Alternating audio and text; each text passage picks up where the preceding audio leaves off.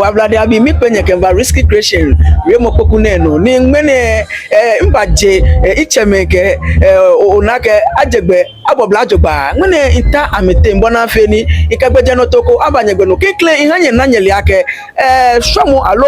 somo kempletion ko baba no yela oni yoni akeba ngmene jigbini ake ko ballot ni yo bi ene ichimbe nka me bona feni ike ballot emi nkomo moni ntwa kekle moni ke moni ntwa ke beje no toko komeni yo nke banyegbe no wo ake wo fe wo trash yen masuma ke man le meni kokenklen no wala la kokenklen be ake la meni kokenklen no wo be nuwa ke la ni ba shi in play kenklen ake o ya fe la bi anadan lo masuma ni o ke wono ko ke ko inflation ni abana ba shi ne tenye na abu amoni tenye ye samo ke inflation ne what's our hejugba ake la me kade wo ge shomuba o me na che la mama fata wo ya mama wa wo ke la ama me hwe cap e keke na me ya cap ele la ma no yo e ke cap e ni di plu e la ma no si mo bibo ake o me ni amba atwa kade ale no yeje woni bo o sa o he na kanu ame wa me sa me lu ame sa me pofim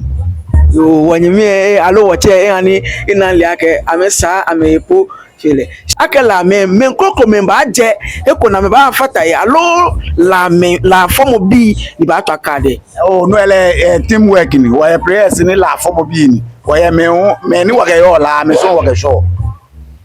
ekebe me ni ameke yo la me so mati ma benke nuwa nyu eko ni lehu ehina bu amoke isamu ni elewu ekeba gbenu nyegbenu o fi vi anke to be no yu vi anke lele ni wọ́n wá sáwọ́ ọ̀jọ̀gbà lágẹ̀ ní ọ̀nàkọ̀ wọ́wọ́ mi ni ebe dùn láàbí wọ́n ká mi fọ́ ṣọ́mọ́ lókòónú tó ń bẹ ní ìwé kẹ̀yẹ̀ ṣìṣì jẹ́ lókòónú bí ebe dùn ní àmẹ̀yẹ wọ àmẹ̀yẹ àká àmẹ̀tọ́ ọ̀ká rẹ̀ tọ́sí ní ẹ̀kọ́ ọ̀tọ́ òtún mú kwágbẹ́ fí ọ̀mí ní ìbálẹ̀ ọ̀fẹ́ bò wọ́n lókòónú wọ́n sáwọ́ ìwà wọ́n fẹ́ dùn àgẹ̀sí wọ́n wá wọ́n ká pẹ́kẹ́jẹ láàrin wọ́n kẹfẹ́ mi ni òkè ànú wọ́n play sec mo fẹ́ mọ́lẹ̀ wọ́n sáwọ́ yẹ wọ́n yẹn mẹ́kùnmẹ́ tó mẹ́kùnrẹ́ fọ́ni blé níjì kúpìlẹ̀ wọ́n yẹn tó bí tó wọ́n yẹn mẹ́ nítorí àgẹ̀ àmọ́ ká àtàṣà ká àfihàn bó na ye wo no kun wa sawo ya gashi wo wa ka peke anu wa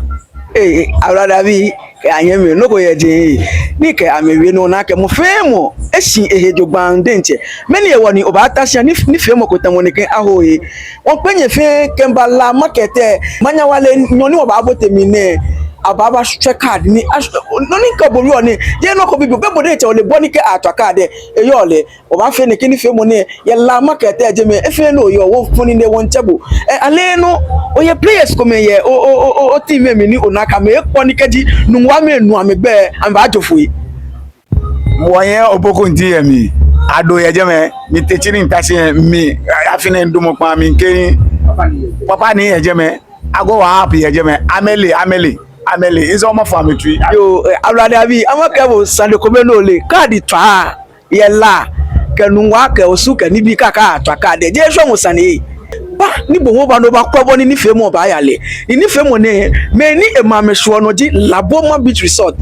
e ma Laboma Beach Resort ni ke tell Laboma pe bo la ke shi ababa bo no ko politique no ko papa shi na ke teshi me be bi ene shi ake akọ aha me ni ama ko standby na yo be teshi me ni nyempa wo nye dan la nye na dan lo be bi ene shi bo fe bo ni die won wo he onye wo yo ake ye unye shi nye hejogba ndente ablade abi bi eje ni waka wasane baba wa shi dan waka wasane baba na gbe na ke iteme koko me hu gbe ameyi masumoni nka me hu anasane gba na me to me minto no e woni amefata neke ballot na ekomo na ye kekle majeji keje ifpano inyame no yiwa don ngbe na gache omiji sami opokunti ye card mi ye wodi great nwo tun ni odogba ho ni Laboma bi echi benke wo oni oba hwe nege hwe mo ne ni wo ke an la omo wa ngo na me chi ame benke wo omo mi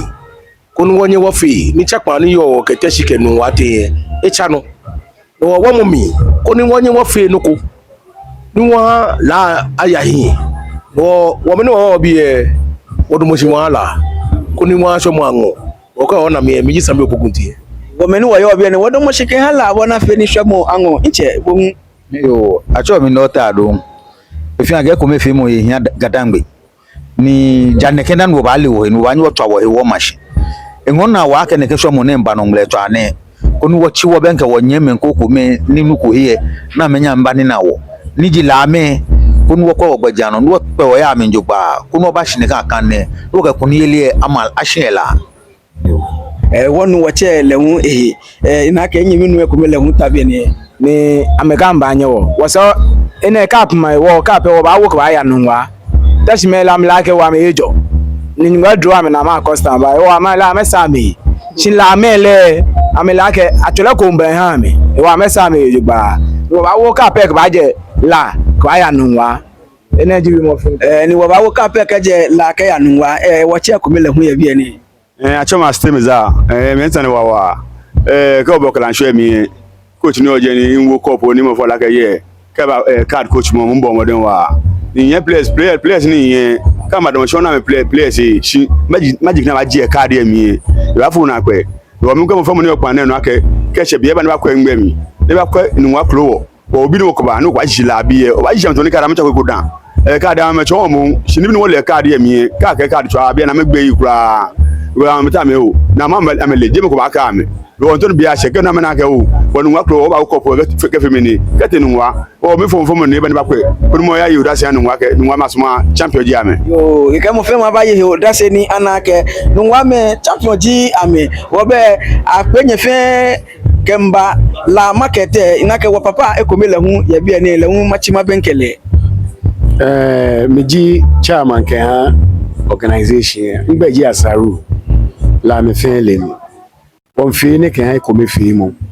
ya ke if you to mo gan dan me laji inu oje shine next time we ko su gama shime ke ni bi ba gbe ko ni e ya lo mo fe mo ani wo mi akashi game wo fi ko me ke je mene wo ka yiro mo wo twa no ma ja aka o ya fi chairman ni masumo ni ya hesiba mi ni ogbala mi no e wo ni impression edamo la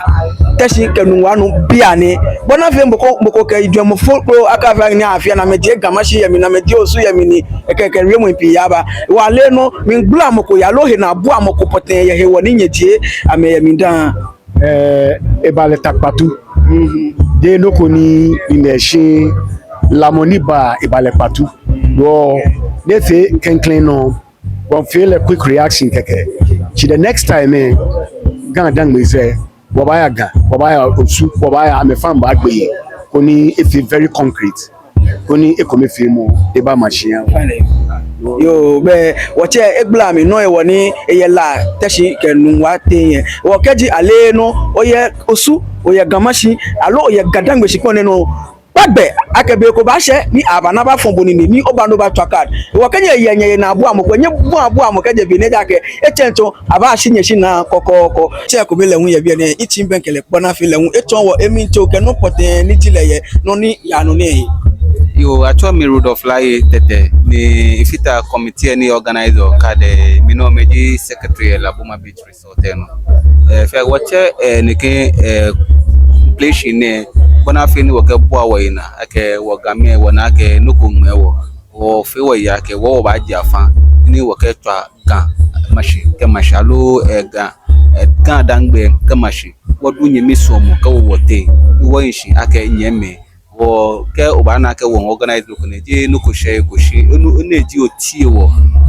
pagba ke o fe mo ke ya wo ni me ni woni ba shin play won ami bomode ake ami ke nyemi somo ke eko me fe mo ahin ami icho na ami ke hwe ene je be ko ni je nuko ni o ke nuko ba wo icho mi lo nuko ni ba fe basa nuko won pagba ke no fe no aya lo ojugba bona fe ni oti wo ni wo ke ti nuko ni bona fe ni won ni ahye no ke gan ko e mama papa ebu ke gan eko e mama papa ebu ni ari ofin remo yitu edamo ekome fe mo no abapa mo fe mo fa keji oba ni card to anhie keyin to gbonyoko akaba keto akawo he kekakla akawo he eja ake aba ekome fe mo ewo no mo bang gidigidi fe mo bang ewo na kan kekakla wo ya le no ejeje mo yo yitu bake ojomo fan wana fe ni fe mo efe pepepe bi aje ni woke wasande gba bawa won kanye eko won akashi ya manya wale nyon ni wo ba botemi ni ano yin pa no risky creation wokenye eyese